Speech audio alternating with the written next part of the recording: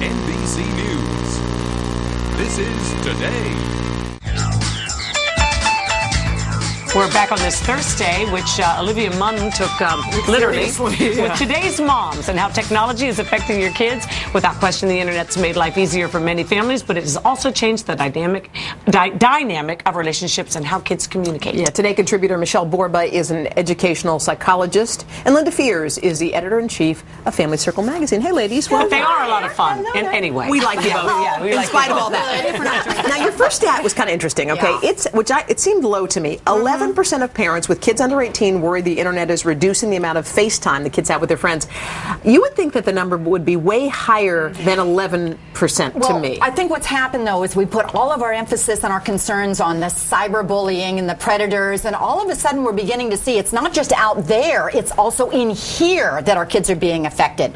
So, first, the digital media world is here to stay, folks. It's not going to go away. The key that we've got to keep thinking about as parents is, yeah, they're plugged in. Well, what are they tuning out? And the big concern that we all have is social competence and those friendship skills may be going down. Are you noticing that, Linda? Yeah, our readers are concerned about that. It's they're missing out on practicing interpersonal skills, which we all know is critical as they grow up, go to college, make new friends, find a job and actually keep one.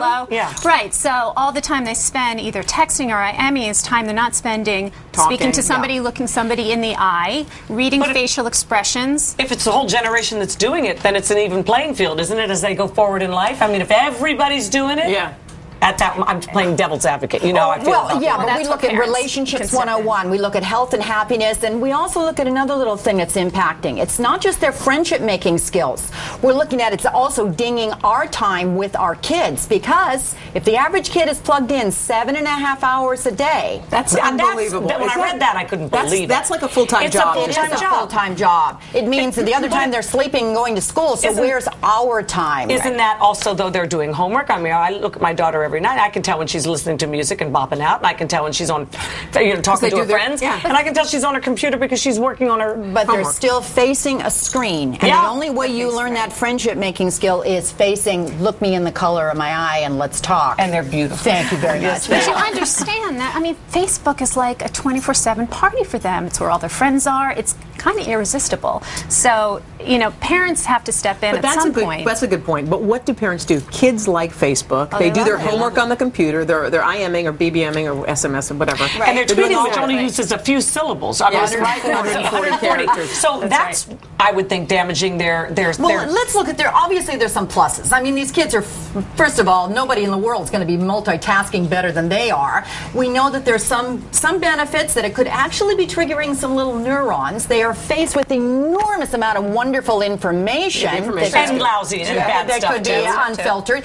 And there's a part that we are more connected, at least electronically, to them. Grandmothers love it because they're Skyping. A deployed soldier is going to be able to stay face to face with But that still is communicating. A Skype is a face to face, at least. That's the only benefit there. Parents can't shut down everything, can they? I mean, Facebook, TV, I mean, all the video games. What can they do?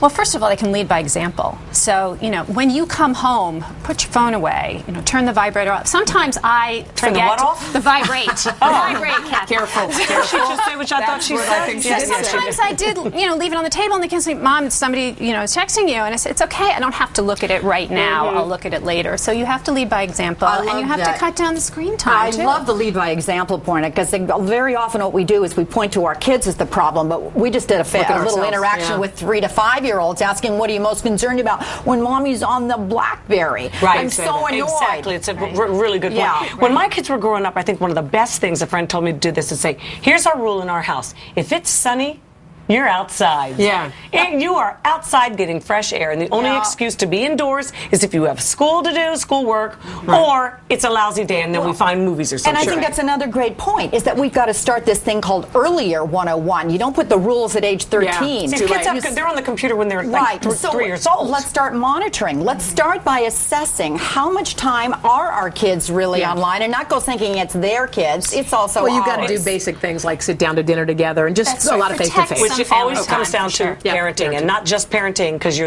have kids. Good parent. Well, and we do pay the electric bill, so we can also use the off switch every once in a while. You are so tough. It's like All right. common sense. Thanks, kids. Thanks very much. Okay, up next, how to look like you're ready for the runway when you step out of your own closet. Clinton Kelly shows you how to dress for your body type. After this.